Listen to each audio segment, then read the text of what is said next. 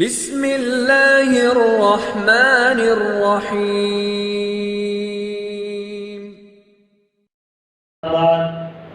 فاعوذ باللہ من الشیطان الرجیم بسم اللہ الرحمن الرحیم والعصر ان الانسان لفی خسر إلا الذين آمنوا وعملوا الصالحات وتواصوا بالحق وتواصوا بالصبر. وقال الله تبارك وتعالى في مقام آخر: كلوا واشربوا هنيئا بما أسرفتم في الأيام الخالية. وقال النبي صلى الله عليه وسلم: نعمتان مغبون فيهما كثير من الناس الصحة والفراغ، أو كما قال عليه الصلاة والسلام: يا رب صل وسلم دائما أبدا على حبيبك خير الخلق كلهم. سبحان ربك رب العزة عما يصفون وسلام على المرسلين والحمد لله رب العالمين. قابل تکریم و تعظیم بزرگوں، بھائیوں اور دوستوں،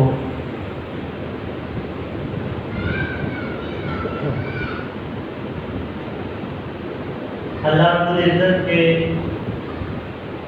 انسان پر بے شمار لاتعداد ان گنت احسانات ہیں.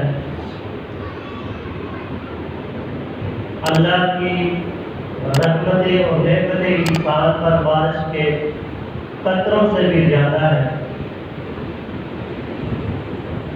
کہ اللہ کو فرماتے ہیں کہ وَإِن تَعُدُّوا نِعْمَتَ اللَّهِ لَا تُحْصُوهَا، کہ اگر تم ان کو گننا چاہو، شمار کرنا چاہو تو شمار بھی نہیں کر سکتے. اللہ رب العزت کی انہی نعمتوں میں سے ایک بہت بڑی نعمت وقت بھی ہے. وقت اللہ رب العزت کی ایک بہت بڑی نعمت ہے. آپ اس کا اندازہ، اس نعمت کا اندازہ اس بات سے لگائیں کہ اللہ رب العزت نے قرآن مجید کے اندر وقت کی قسم اٹھائی. والعصر ان الانسان لفی خسر، یہ قسم ہے زمانے کی، انسان خسارے کے اندر ہے.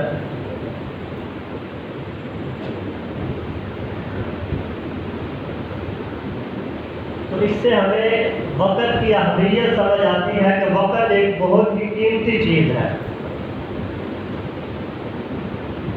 ہم دنیا کے اندر بہت سی چیزوں کے اندر، معاملات کے اندر قسم اٹھاتے ہیں،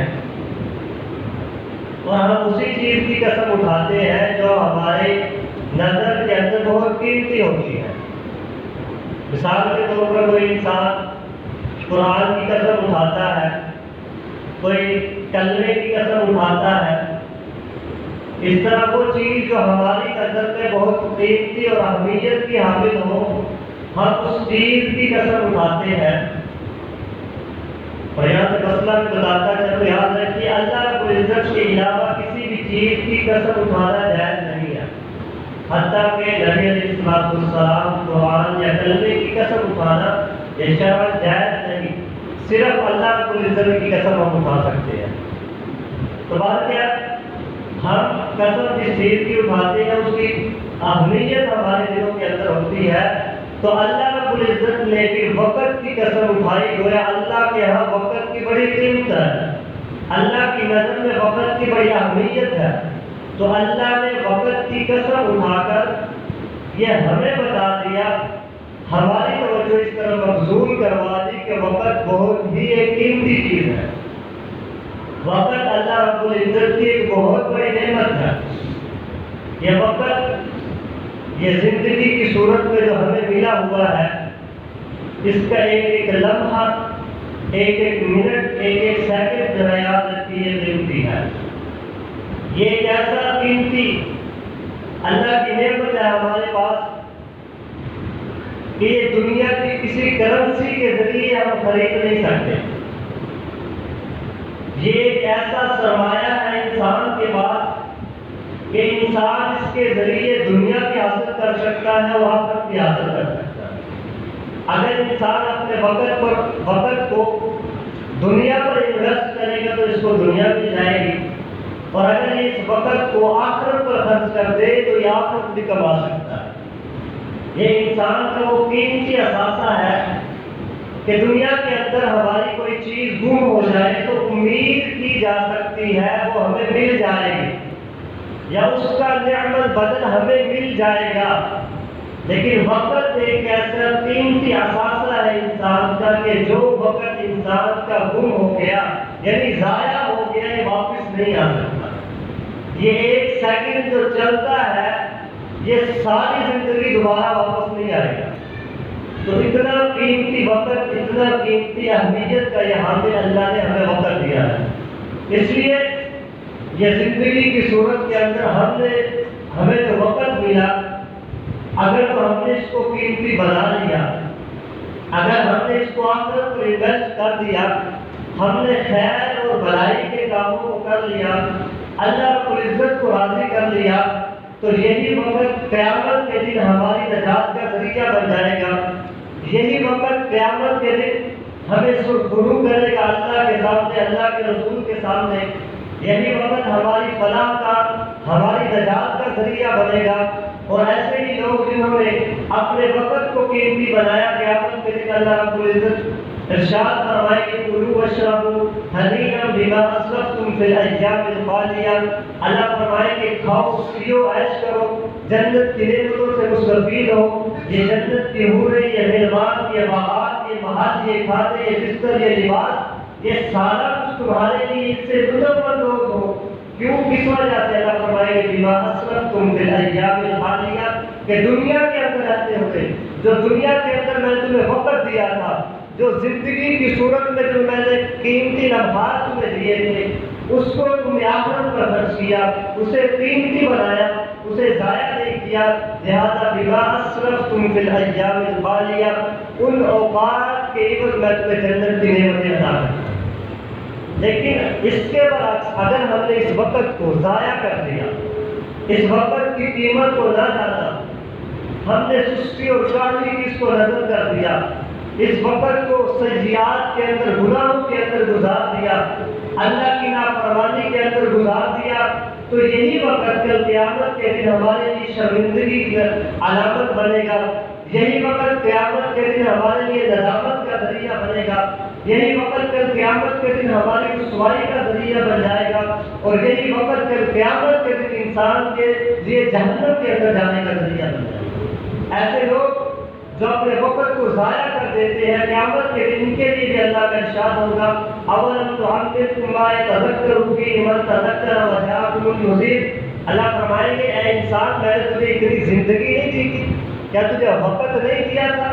ما یتذکر فیہ من تذکر وجاءکم النذیر، کہ اس زندگی کے اندر اگر کوئی انسان محنت کرتے، کوشش کر کے نصیحت حاصل کرنا چاہتا، اللہ کو راضی کرنا چاہتا، اپنی آخرت یا دنیا سنوارنا چاہتا تو سنوار سکتا تھا۔ وجاءکم النذیر، اور ہاں تمہارے پاس ڈرانے والے بھی آئے تھے، تمہیں سمجھانے والے بھی آئے تھے، تمہیں بتانے والے بھی آئے تھے کہ اپنے اخلاق درست کر لو، اپنے وقت کو قیمتی بنا لو، اس کو ضائع نہ کرو۔ لہٰذا ایسے لوگوں کو کہا جائے گا کہ فرشتوں کو حکم کیا جائے گا ان کو پکڑ کر جہنم کے اندر پھینک دیا جائے۔ تو یہی وہ وقت ہے، اگر اس کو قیمتی ہم بنا لیں تو یہی جنت کے اندر جانے کا ذریعہ ہے، اور یہی وہ وقت ہے اگر اس کو ضائع کر دیا جائے، سستی اور کاہلی کی نظر کر دیا جائے، تو یہی وقت کل قیامت کے دن شرمندگی کی علامت بھی ہوگا، ندامت کا ذریعہ بھی بنے گا، اور اللہ کے عذاب کی پکڑ کا ذریعہ بھی بنے گا۔ اور اسی فلسفے کی بنیاد پر اسلام نے اپنے وقت کو قیمتی بنانے کا حکم دیا، اور وقت کی قدر و قیمت کرنے والوں کو حوصلہ افزائی کی، اور وہ لوگ جو وقت کی قدر و قیمت نہیں کرتے، جو وقت کو سستی کے نظر کر دیتے ہیں، اسلام نے ان کی حوصلہ شکنی بھی کی ہے۔ حضرت عبداللہ بن عباس رضی اللہ عنہ کا قول روایت ہے، فرماتے ہیں حضور نبی کریم صلی اللہ علیہ وسلم نے فرمایا نعمتان مغبون فیہما کثیر من الناس۔ آپ نے السلام نے فرمایا کہ دو نعمتیں انسان کے پاس ایسی ہیں کہ اس میں اکثر لوگ لاپرواہی برت جاتے ہیں، اکثر لوگ ان کو مس یوز کرتے ہیں، استعمال میں نہیں لے کر آتے۔ الصحت والفراغ، آپ نے فرمایا ایک صحت ہے اور دوسری خالق فقر ہے۔ یہ دو نعمتیں فرمایا بڑی قیمتی ہیں، لیکن انسان اس سے کیا کرتا ہے؟ لاپرواہی کرتا ہے۔ ایک کیا ہے؟ صحت۔ صحت اللہ رب العزت کی ایک بہت بڑی نعمت ہے، یہ اتنی بڑی نعمت ہے۔ حضور علیہ السلام کی ایک حدیث آپ نے فرمائی قریب خمس قبل خمس، آپ نے 5 نصیحتیں فرمائی کہ 5 چیزوں کو 5 سے پہلے غنیمت سمجھو۔ ان میں سے ایک فرمایا صحت کا قبل فراغ قبل سقوم۔ آپ نے فرمایا کہ اپنی صحت کو، اپنی تندرستی کو بیماری کے آنے سے پہلے قیمتی سمجھو۔ صرف صحت کے اندر کی جو جوانی کا وقت ہوتا ہے وہ سب سے قیمتی ہوتا ہے، اس لیے اس حدیث کے اندر خصوصی طور پر جوانی کا بھی فرمایا شباب کا قبل حرم، اپنی جوانی کو بڑھاپے کے آنے سے پہلے جو ہے غنیمت سمجھو۔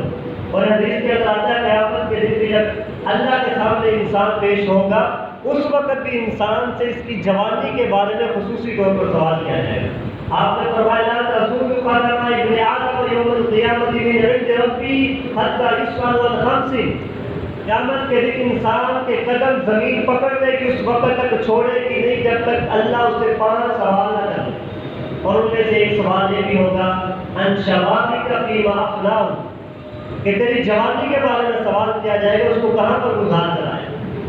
تو صحت، تندرستی، جوانی یہ اللہ کی ایک بہت بڑی نعمت ہے اور ہم اس کو فضول میں ضائع کر دیتے ہیں۔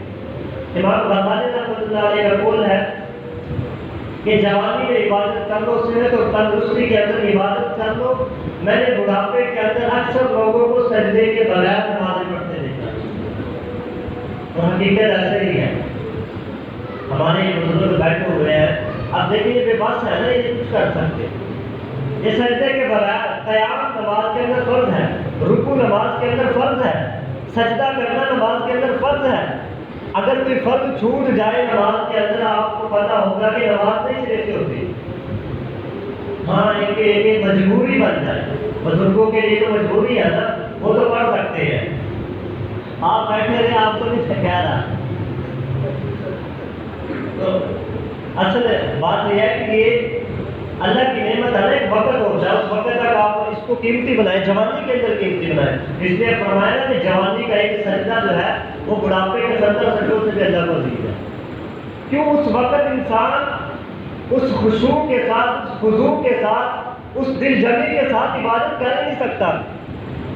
جو جوانی کے اندر عبادت وہ کرتا ہے، پھر جوانی جو ہوتی ہے اس کے اندر انسان کے پاس جوانی بھی ہے، مال بھی ہے، دولت بھی ہے، گناہ کرنے کی طاقت بھی ہے، اس کے باوجود جب انسان اللہ کے دربار کے اندر آتا ہے اللہ کو بڑا پسند ہے۔ اور جب انسان بڑھاپے کے اندر آ جاتا ہے تو ویسے کمزور ہو جاتا ہے، نہ جوانی اس کے پاس، نہ مال اس کے پاس، اور نہ جسم کے اندر وہ طاقت رہتی ہے کہ گناہ کر سکے۔ اس وقت کا گناہ چھوڑنا کوئی کمال نہیں، اس وقت کی عبادت کوئی کمال نہیں۔ اصل گناہ چھوڑنا جوانی کا، اصل عبادت بھی جو ہے وہ جوانی کے، اس لیے حضور علیہ السلام نے فرمایا صحت، یہ بڑی نعمت ہے اور انسان اس سے کیا کرتا ہے؟ غفلت برتتا ہے۔ بڑھاپے میں آتا ہے اس کو ہو جاتا ہے میں تو دنیا میں کسی اور کام کے لیے آیا تھا، لیکن وہ کسی کام کی نہیں ہے۔ ہاں یہ بھی ایک غنیمت ہے کہ انسان کو بڑھاپے کے اندر ہی خوف خدا پیدا ہوتا ہے۔ اور دوسری نعمت آپ نے فرمایا الفراغ، کہ فارغ وقت انسان کے لیے بہت بڑی نعمت ہے۔ اور ہمارے یہاں کیا ہوتا ہے؟ ہمارے پاس فارغ وقت ہو تو موبائل لے کر بیٹھ جاتے ہیں، ہمارے پاس فارغ وقت ہو تو دوستوں کے پاس بیٹھ جاتے ہیں، دوستوں سے، رشتے داروں سے پھول میں کرتے کیا ہے؟ فضول کرتے، غیبت، چغلیاں، جھوٹ، فراڈ، اس طرح کی، یعنی کہ جو نہ ہمارا دنیاوی اعتبار سے بھی فائدہ ہوتے اور نہ اخروی اعتبار سے فائدہ ہوتا ہے، ان چیزوں کے اندر ہم اپنے وقت کو ضائع کر دیتے ہیں۔ حالانکہ حدیث کے اندر آتا ہے قیامت کے دن جب انسان جنت کے اندر چلا جائے گا اسے کسی چیز کا صدمہ نہیں ہوگا، کسی قسم کی وہاں پر کوئی ٹینشن نہیں ہوگی، وہ ٹینشن فری جگہ ہے۔ لیکن فرمایا ایک چیز کا وہاں بھی اس کو افسوس جا کر ہوگا. وہ کون سا ہوگا؟ فرمایا وہ وقت جو دنیا کے اندر اس نے ضائع کر دیا ہوگا، جو اللہ کی یاد سے غافل ہو کر اس نے جو وقت گزارا ہوگا، اس وقت پر انسان کو جنت کے اندر جانے کے بعد افسوس ہوگا کہ کاش میں اس وقت بھی اللہ کی عبادت کر لوں. یہ ایسا وقت ہے. اس لیے میرے عزیز ساتھیو، وقت بہت قیمتی چیز ہے. وقت اللہ کی بہت بڑی ایک نعمت ہے، اور جو انسان اس وقت کو قیمتی بنا لیتا ہے، جو اس وقت کی قدر اور اہمیت کو جان لیتا ہے، اللہ اس دنیا کے اندر بھی اسے کامیاب کرتے ہیں اور آخرت کے اندر بھی کامیاب فرماتے ہیں. آپ دنیا کا کوئی انسان اٹھا کر دیکھ لیں، وہ دنیاوی اعتبار سے ہو یا اخروی اعتبار سے ہو، جس نے عروج حاصل کیا ہو، جس نے بلندی حاصل کی ہو، آپ اس کا جو ہے نا بیک گراؤنڈ دیکھیے گا، آپ اس کی زندگی کا اسٹوڈنٹ لائف دیکھیے گا کہ اس نے کیا محنتیں کی، کیا مشقتیں کی ہیں. ایسے انسان کو عروج نہیں ملتا، ایسے بلندی نہیں ملتی. پہلے انسان اپنے آپ کو مارتا ہے، اپنے وقت کو قیمتی بناتا ہے، پھر ایک وقت آتا ہے کہ وقت اس انسان کو قیمتی بنا دیتا ہے. حضرت ہے جنہوں نے وقت کی قدر کی، اللہ نے عروج بھی دیا، بلندیاں بھی دی.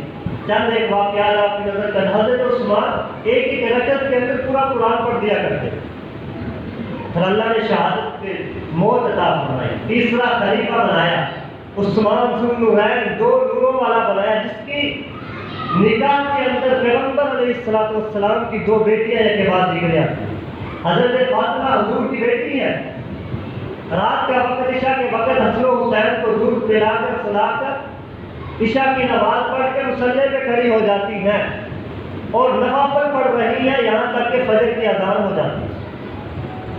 انہوں نے وقت کو انہیں پتا تھا کہ یہ ایک لمحہ ہمارے لیے تھی. یہ تو صحابہ کرام ہے، میں بعد کے بعد باتیں بتاتا ہوں. حضرت امام ابن جریر طبری رحمۃ اللہ علیہ بہت مشہور ایک امام گزرے ہیں، ان کی تفسیر بھی ہے کہ مشہور تفسیر ابن جریر کے نام سے بہت مشہور ان کی تفسیر ہے. ان کے بارے میں آتا ہے انہوں نے اتنی کتابیں لکھی اپنی زندگی کے اندر کہ ان کی کتابوں کے صفحات کو جب گنا گیا تو اس کی تعداد تھی 35,800. 35,800 صفحات تھے ان کی کتابوں کے. اور جب ان کی زندگی پر اس کو ڈیوائڈ کیا گیا، تقسیم کیا گیا، تو پر ڈے جو ایوریج نکلتی تھی وہ 18 صفحے، یعنی ایک دن کے اندر انہوں نے 18 صفحے لکھے. اور اگر ان کی زندگی سے ان کی بچپن کے جو سال تھے وہ زندگی کے اندر جو تعلیم کے اندر جو اپنا زمانہ خرچ کیا، اس زمانے کو نکال کر اگر اس کو تقسیم کیا جائے ان کی کتابوں کے صفحات کو، تو ایک دن کے 40 صفحے بنتے ہیں. یعنی ایک دن کے اندر وہ 40 صفحے لکھا کرتے تھے. اور پھر وہ صرف لکھتے ہی نہیں تھے، وہ پڑھایا بھی کرتے تھے. ہزاروں کی تعداد کے اندر ان کے شاگرد، ان کے بیوی بچے بھی تھے. ان کے بھی ہماری طرح جو ہے نا رشتے دار بھی ہوا کرتے، کاروبار بھی تھا، سارا کچھ کیا کرتے تھے، عبادت بھی کیا کرتے تھے، ریاضت بھی کیا کرتے تھے، تہجد بھی پڑھا کرتے تھے. اور پھر آج کے دور کی طرح وہ بال پینٹ یا باتیں یا پینٹ نہیں ہوا کرتا تھا. اس وقت قلم سے لکھا کرتے تھے.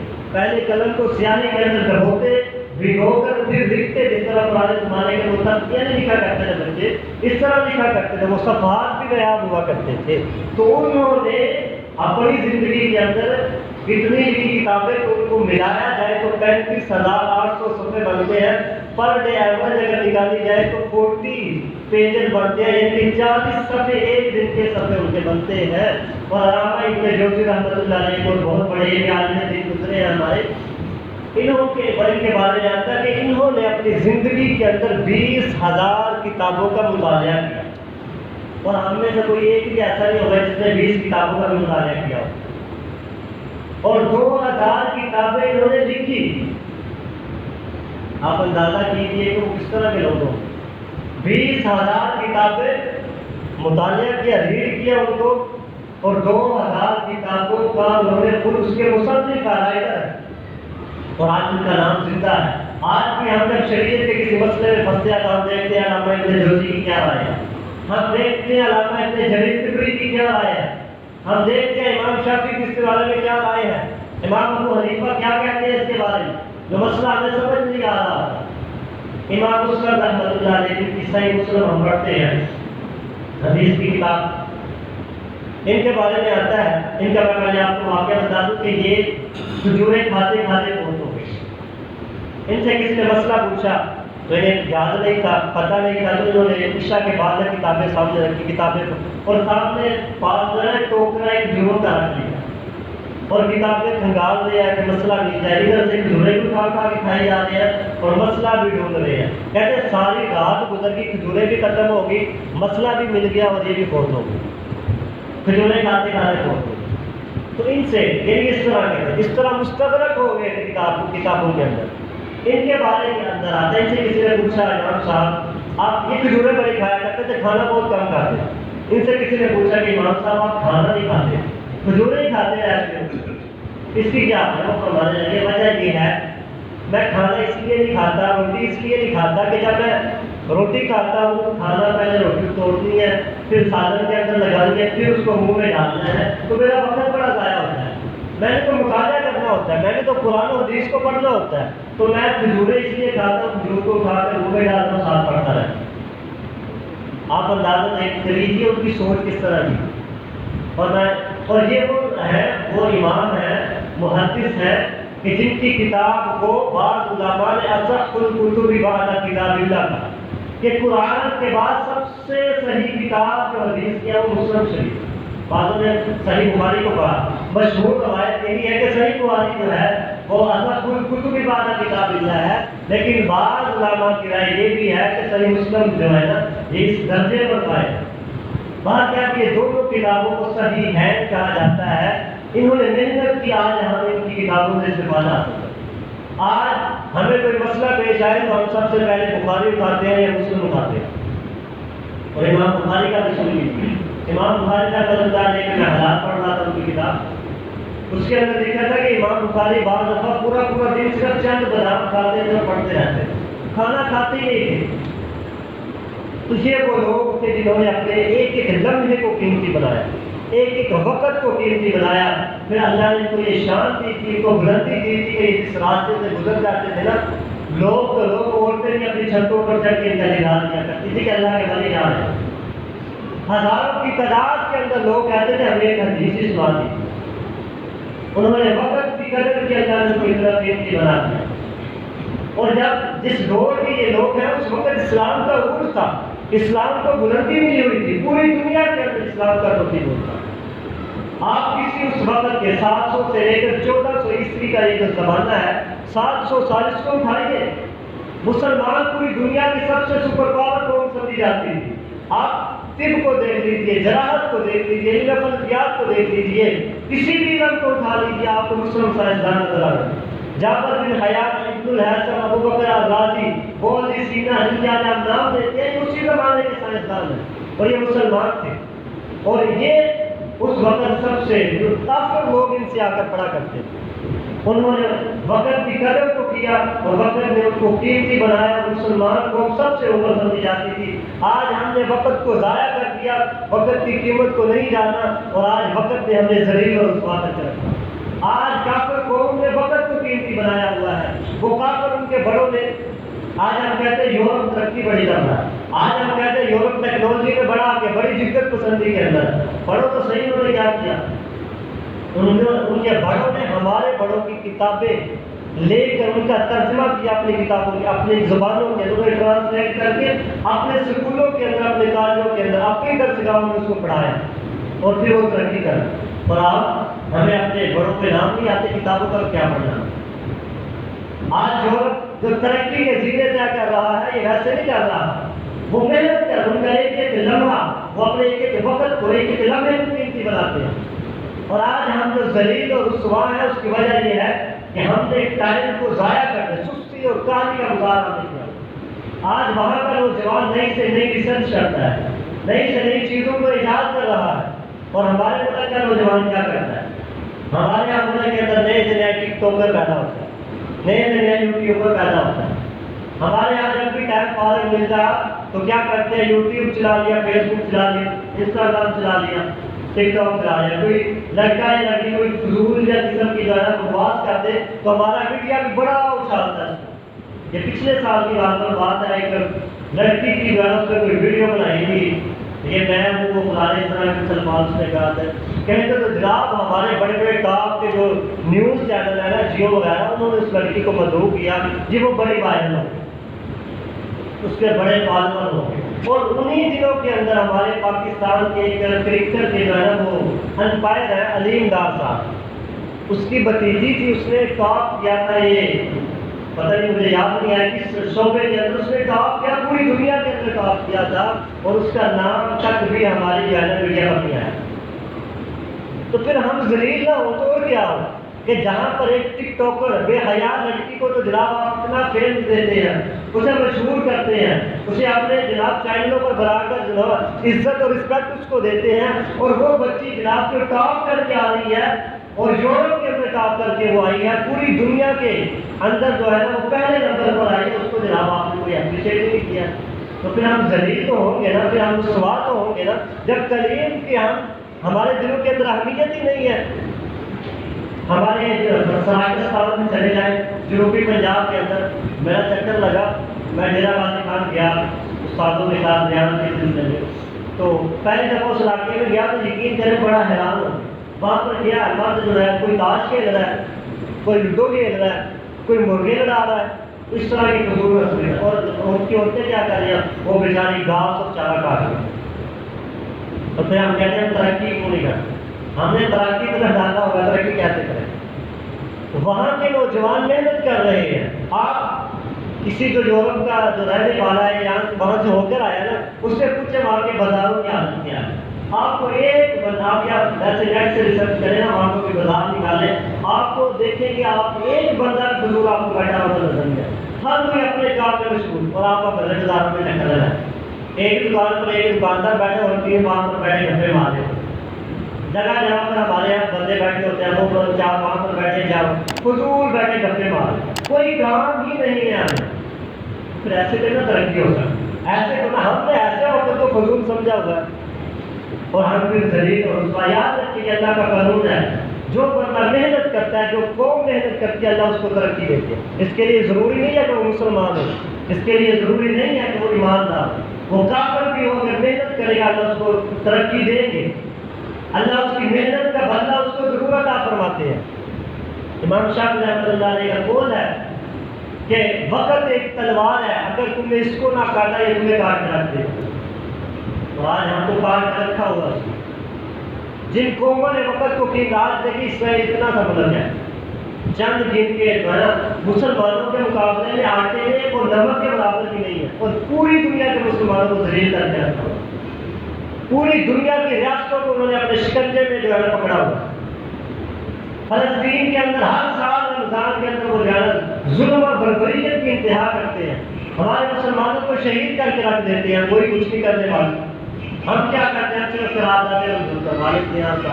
کبھی یونائٹڈ نیشن کے اندر جاتے ہیں جب وہ اسلامی تنظیم ہے وہاں پر ہم جاتے ہیں اسرائیل کے خلاف جانا بس اور ہمارا کوئی کام نہیں وہ کیوں ترقی انہوں نے ترقی کی انہوں نے وقت کو قیمتی بنایا ہے آج امریکہ جیسی سپر پاور بھی اس کے قبضے کے اندر ہے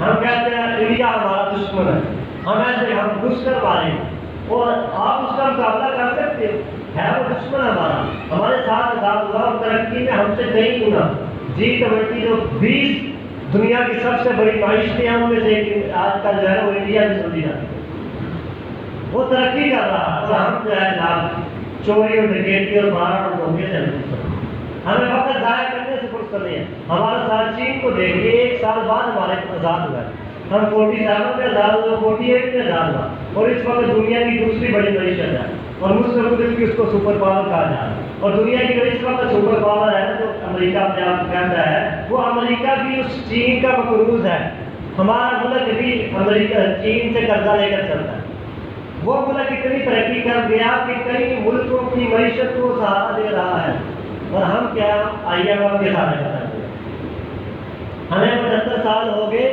اگر IMF کے ساتھ ہمارا وعدہ نہ ہو تو ہم 2 دنوں کے اندر ڈیفالٹ ہو رہے ہمارا دیوالیہ نکل جائے ہمارے بینکوں کے اندر پیسے نہیں ہیں ویسے ہم مسلمان کو ویسے ہمارا مذہب ہمیں کہتا ہے کہ وقت کو ضائع نہیں کرنا تو یہ یاد رکھیے میرے بھائیوں ایسے قوم ہم اپنے آپ کو دیکھیے انفرادی زندگی کے اندر دیکھ لے، جو قوم، جو انسان، جو فرد محنت کرتا ہے، اپنے وقت کو قیمتی بناتا ہے، اپنی فیلڈ کے اندر محنت کرتا ہے، پھر وقت اس کو قیمتی بنا دیتا ہے، پھر اس وقت اس کے وقت کی قیمت لگاتا ہے۔ آپ نے دیکھا نہیں، ہم ڈاکٹروں کے پاس جاتے ہیں، کوئی اسپیشلسٹ ڈاکٹر جانا ہوگا پہلے فون کر کے ٹائم لینا پڑتا ہے، پھر 2-3 ہزار کی اس کی پرچی فیس ہوتی ہے، 2 سے 3 منٹ اس کے ساتھ مشورہ کرنا ہوتا ہے، اور لائنوں میں لگ کر انتظار کرتے ہیں۔ کیوں بھائی؟ وہ بھی تو ہماری طرح انسان ہے، کھاتا پیتا ہے۔ ایک طرف یہ انسان ہے، اے سی والے کمرے میں وہ بیٹھا ہوتا ہے، اور 2 منٹ ہمارے ساتھ صرف اس پہ مشورہ دینا ہے، دوائی بھی نہیں دینی، میڈیسن خریدنی ہے، اس کے الگ سے چارجر ہے، صرف 2 منٹ مشورے کے 2000 روپیہ فیس دیتے ہیں، اور گھنٹوں ذلیل بھی ہوتے ہیں۔ اور دوسری طرف ایک انسان ہے، صبح 8 سے لے کر 4 بجے تک ذلیل ہوتا ہے، وہ دابڑا اٹھاتا ہے، شام سے، صبح سے لے کر شام تک وہ محنت مزدوری کرتا ہے فیکٹری کے اندر، خون پسینہ اپنا یہ کرتا ہے، اس کو 12,000 1500 1200 1500 2000 روپیہ بس ملتا ہے۔ ایک دن کے اندر لاکھوں کما رہا، اور ایک سارا دن محنت مشقت کر کے بھی 2000 نہیں کما۔ کیوں؟ سوچیں ہم کیا وجہ ہے؟ وجہ یہ ہے کہ ایک وہ تھا جس نے اپنی اسٹوڈنٹ لائف کے اندر اپنے وقت کو ضائع نہیں کیا، جس نے سمجھا تھا کہ میں نے اپنے آپ کو قیمتی بنانا ہے، اور ایک وہ تھا جو کہتا تھا کہ دیکھی جائے گی۔ تو میرے عزیز ساتھیوں، وقت ایک بہت قیمتی چیز ہے، یہ دنیا کی میں سمجھتا ہوں کہ سب سے قیمتی چیز ہے۔ اگر ہم نے اس کی قدر نہ کی تو یہ ہمیں ذلیل اور رسوا کر کے رکھتے ہیں۔ یہ دنیا کے اندر، اگر دنیا کے اوپر اس کو لگاؤ گے تو دنیا مل جائے گی، آخرت پر اس کو انویسٹ کرو گے تو آخرت مل جائے گی۔ حضرت عبداللہ ابن مسعود کا قول آپ فرماتے ہیں کہ وہ بندہ جس کو اپنی دنیا اور آخرت کی پرواہ نہیں ہے، یعنی وہ اپنا وقت ضائع کر رہا ہے، میں اس سے نفرت کرتا ہوں، مجھے اس بندے سے نفرت ہے۔ وہ ایسا جاہل انسان کہ نہ دنیا کی اس کو فکر ہے، نہ آخرت کی فکر ہے۔ ایک بندہ دنیا کی محنت کر رہا ہے، چلو دنیا تو کما رہا ہے، اور نہ ایک دنیا کی کما رہا ہے، نہ آخرت کما رہا ہے۔ اور ایک حدیث بات کا کہنا آتا ہے کہ دن طلوع ہوتا ہے نا، سورج جب طلوع ہوتا ہے تو یہ انسان سے مخاطب ہوتا ہے، انسان کو کہتا ہے انسان میں ایک نئی مخلوق ہوں، میرے اندر تو اچھا عمل کرنا، اگر خیر کا عمل کرے گا تو میں تیرے کام آ جاؤں گا، اور میں جب گزر گیا تو دوبارہ تیری زندگی میں نہیں آ سکتا۔ اس لیے یہ وقت بہت قیمتی ہے، ہمیں اپنے وقت کو قیمتی بنانا چاہیے، بجائے اس کے کہ ہم فضول گلیوں میں بازاروں میں اس کو گزاریں۔ ہمارے 60 سال کے لوگ ہیں، یقین کریں قرآن نہیں پڑھتا، اذانیں پڑھتے ہیں، شرمندہ ہم اس بات سے ان کو کہتے ہیں کہ شرمندہ نہ ہو جائے، اذان دینا تو اذانیں نہیں پڑھنی آتی۔ کیا ہم قیامت کے دن اللہ کے رب العزت کے سامنے جب کھڑے ہوں گے، حضور علیہ السلام کو کیا منہ دکھائیں گے؟ کیا اس شکل کے اندر جب ہم جائیں گے، اس حالت کے اندر جب ہم جائیں گے، حضور ہماری شفاعت کریں گے؟ یہ بات تو اس کی جاتی ہے نا جو محنت کرتا ہے، کوشش کرتا ہے، چلو پاس پھر نہیں لگ سکا تو استاد اس کی ہیلپ کر دیتا ہے، چلو یار محنتی ہے بچہ، تھوڑی میں اس کی ہیلپ کر دیتا ہوں تاکہ کامیاب ہو جائے۔ اور جو بچہ ہے بھی کھٹو نکما، محنت بھی نہیں کرتا، آوارہ گردی بھی کرتا ہو، پھر استاد بھی کہتا ہے کہ جب یہ کچھ نہیں محنت کرتا مجھے کیا کرتا ہے۔ تو ہماری زندگی اس طرح کی ہے، ہمارے پاس ہماری کوئی نہیں ہے، تو قیامت کے دن کس طرح حضور علیہ السلام سے کہیں گے یا رسول اللہ ہماری شفاعت کر دیجیے؟ تو میرے ساتھ یہ زندگی ہے نا جو یہ بڑی قیمتی ہے، قیامت کے دن بھی سوال ہوں گے اس زندگی کے بارے میں۔ حضور نے فرمایا قدم اس وقت تک زمین نہیں چھوڑے گی جب تک تیری جوانی، تیری زندگی کے بارے میں تجھے سوال نہ کرتے ہیں۔ اور دنیا کے اندر بھی حضور نے فرمایا قدم فمس اس کے اندر بھی فرمایا اپنی زندگی کو موت کے آنے سے پہلے قیمتی سمجھ لو۔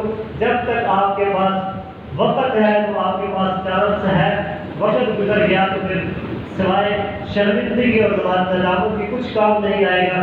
خسرت دنیا والآخرہ، دنیا اور آخرت کا خسارہ کام آئے گا۔ اور اللہ سے دعا ہے اللہ ہمیں دنیا اور آخرت کے خسارے سے بچنے کی توفیق عطا فرمائے۔